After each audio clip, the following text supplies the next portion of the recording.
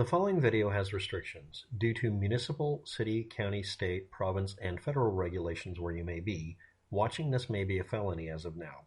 Literally learning something or reading something can actually make it to where you can be at least minimum have your house searched with using this as the basis for getting a warrant to just flat out arresting you. I'm directing everyone in the United States in the following states and cities not to watch: California, New Hampshire, Maryland, New York, Massachusetts, New Jersey, Chicago, Detroit, and Washington, D.C., and that's just the ones I know of. The video you're watching is going to explore the history of a set of memes or mythology on the internet concerning flare guns. We're going to be discussing a few bits of information about them, whether or not they're firearms, and methods people have used and reasons people have used them for things other than firing flares. Flare guns are designated as signaling devices. Now that can mean sound, visual, other. They can also be used for propelling things because they're also called launchers, depending on whether the word signaling device or launching device is listed specifically for the device you buy. That may be it. In many cities, counties, states, or countries, you can buy things that look like a firearm, and in fact are made to look like a firearm, with the excuse coming with it that it's a signaling device. Blank firing guns in some countries and in some areas have to be manufactured with the ability to fire a flare. The most common one used in other countries besides the United States, because they don't have a monopoly like we do here from a specific company, are 15 millimeter flares. If you're not aware of them, they're actually 14.5 millimeter objects, otherwise known as 57 caliber. This is going to come up in a minute. And it should also be noted that you could at one time buy, in the United States, a Saturday Night Special all zinc gun, and sometimes it would carry the designation of it being only for blanks and only for flares. I've never seen a 56 caliber revolver. Well, okay, maybe you have, but the point is they were 38 specials or some other caliber like 32. Not saying what cartridge. 38 special is a cartridge or chamber type. These were called 32 caliber. If anybody knows which 32 this was, I don't know what it is. But anyway, these Saturday Night Specials would sometimes be chambered in 38 caliber. And the rule was, if it's a signaling device, it's not required to have rifling. This is long before there were rules forbidding this kind of thing from being sold. And also they were still available. And eventually they became outlawed because they were made out of, quote, inferior materials, only good for a few shots. You'd buy them, in some cases, for $5 brand new. In some places you can still buy them for $5 brand new. And in order to make them street legal at one point, they would take advantage of the fact that most of them had a screw-on barrel. So you could put on an adapter and fire a real flare and use blanks in them. These were blank guns, just like I'm talking about, that because there were also flares that were, let's say, 38 special cartridges, they really did have to have a normal gun. You could remove the rifling and it would be just a flare gun. Anyway, they would take out the barrel before it was being outlawed, drill it out, and put in a barrel liner and rifle it. Because legally speaking, once you've done that, you have personally converted it over to being a standard firearm. Or they would just, a bunch of people would buy them up and make normal firearms. And again, they were still Saturday Night Specials, they were low grade, they were still cheap, they were available until they were basically outlawed in almost every city as a zip gun or Saturday Night Special excluded item. And you may have noticed I mentioned that there's something called a barrel liner put in it. All it is a standard barrel that's made really thin-walled, and here's the rule about them. Because of the city laws, they required that the barrel liners be capable of firing a shot by themselves with unsupported capability, meaning these were dead-ass, street-legal, capable barrels, and therefore the guns weren't dangerous or illegal, except for maybe the chambers not being lined. And again, they drill them out and put in what's called a chamber liner. And the most common one might have been 38 special or not, depending on what history you look up. Now we'll look up the meme, the machete stopper, and the pirate's plague. That'll be in the title of the video. The machete stopper and pirate's plague, also the pirate's plague page would come with pirate's punch, pirate's patch, and pirate's panic, a non-lethal rubber bullet coming out of a cartridge. Another one would fire pepper spray, and the other one would just be blanks. Again, the meme of it is that you'd sell a blank firing gun that would fire flares. It made it a useful thing for signaling and would exclude it from being a firearm in some countries. And again, it's a blank firing gun. And you may have noticed people started making against the rules to have blank firing guns because people would just unscrew the barrel and put in a barrel liner piece and make a gun out of it. Because again, some countries required it, so they had to make it compatible with all these. That's changed since then, obviously. Now let's talk about flare guns. 26.5 millimeter, 25 millimeter, and 12 gauge are the most common. But every cartridge type, and cartridges that were never used for firearms, but cartridges for firearms have always been available at least once with a flare option. The most common one that you'll see listed, obviously, is a 12 gauge, 25 millimeter, and 26.5. 26.5 is international standard for firing a flare 1,000 feet in the air with a little parachute on it, and it's a serious flare cartridge. 12 gauge is used in the United States. It's a hunter's high altitude, quote unquote, 100 feet, 300 feet, 500 feet, depending on which company you get it from. Flare that comes out of basically a little plastic 12 gauge shotgun pistol. That's the one that you see in Fortnite and PUBG.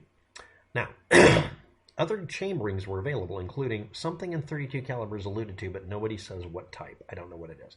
The other one are 38 specials that were used by aircraft pilots.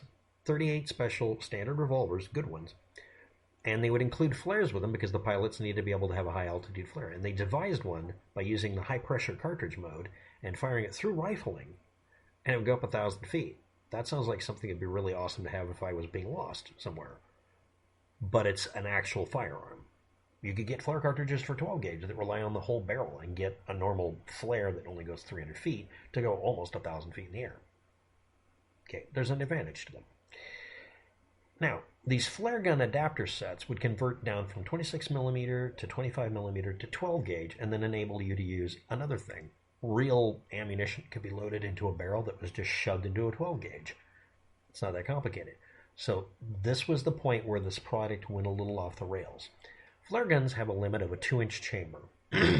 That's not used in any shotgun, break action or otherwise. But they will tolerate it if you put in a 2-inch shell or a 2-inch adapter.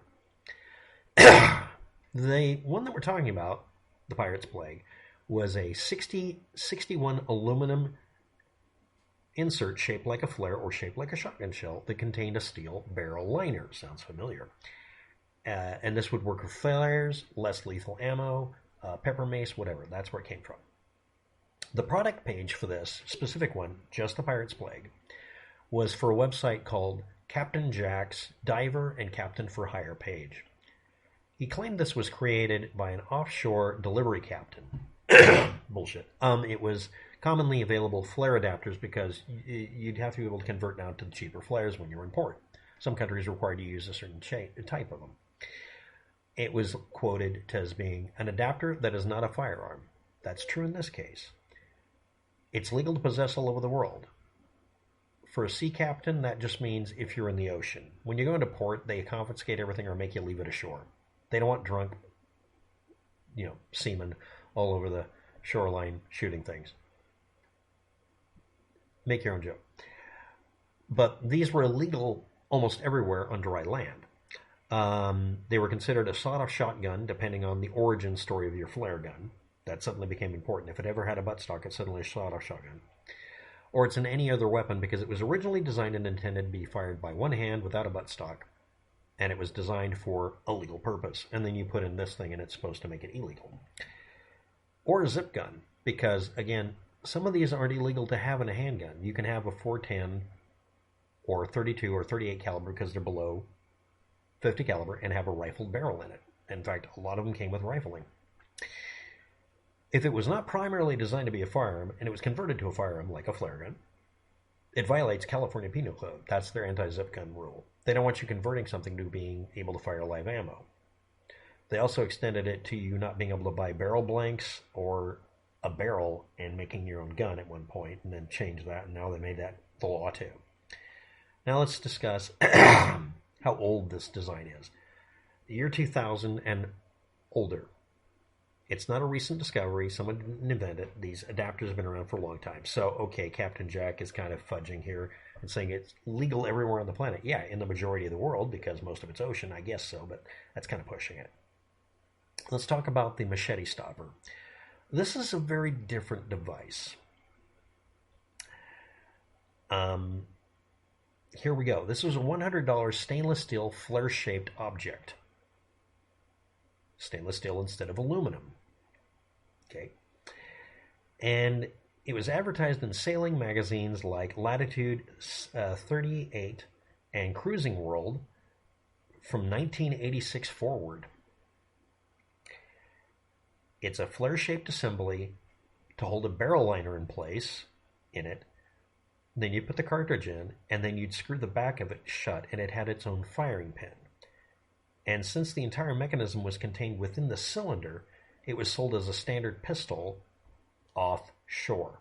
That meant you weren't anywhere that there would be anybody to collect taxes, because who are they collecting it for? It's the ocean. These were literally sold as a little 410 shotgun or 45 Colt. It's a 45 Colt pistol that you would drop into a big flare gun.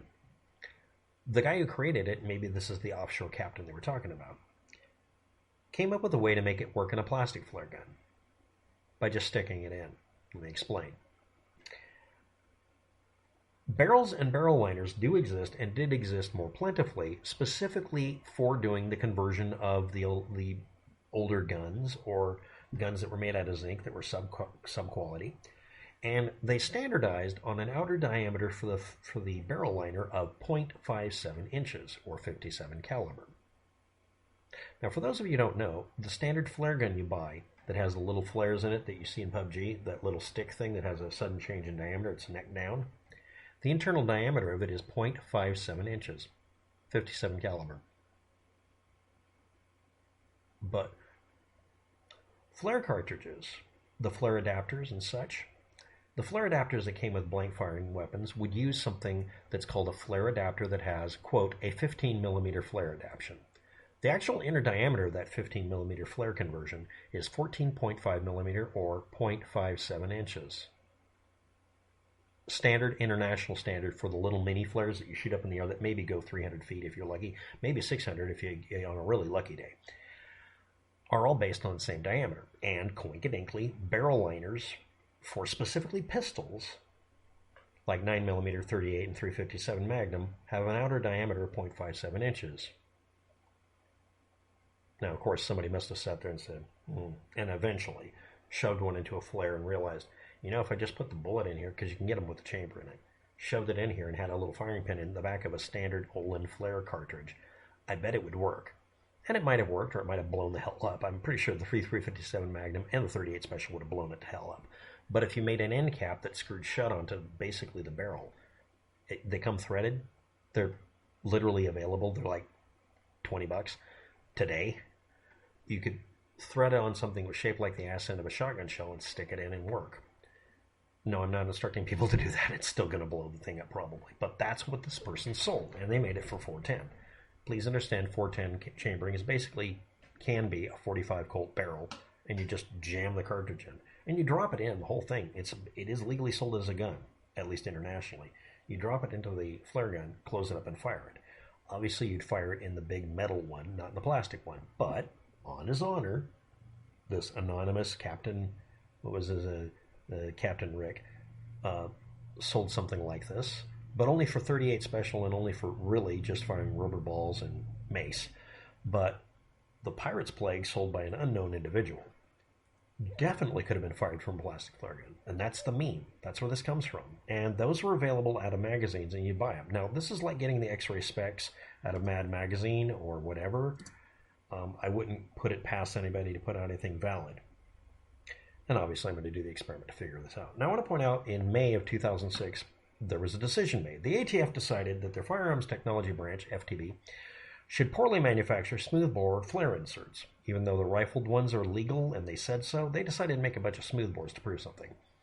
And they decided to say that these any other weapons, because they deliberately did that blew up when they did this, because they fixed the experiment to blow them up, were unsafe, and advised every city, county, and state to make them illegal as zip guns and unsafe firearms. California went ahead and did that. California was the main state with enough ports that people came into from Asia where these were made to ban them from being imported. New York City also followed. New Hampshire, Maryland, Massachusetts, New Jersey, Chicago, Detroit, and Washington, D.C. were the main locations they landed on. Coincidence? I think not. Thanks for watching. Have a good day. Good luck.